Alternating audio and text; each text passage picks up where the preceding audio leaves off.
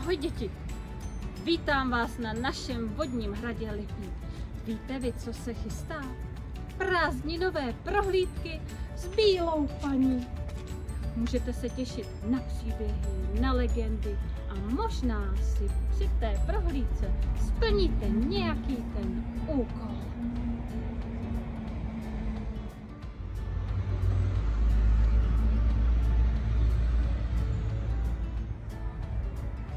Také jsem si pro vás, milé děti, připravila pohádkovou stezku, která bude rozmístěná kolem centra textilního tisku a našeho vodního hradu Lipník. Tak se na vás budu těšit, až přijdete s rodiči na prohlídku. Mějte se!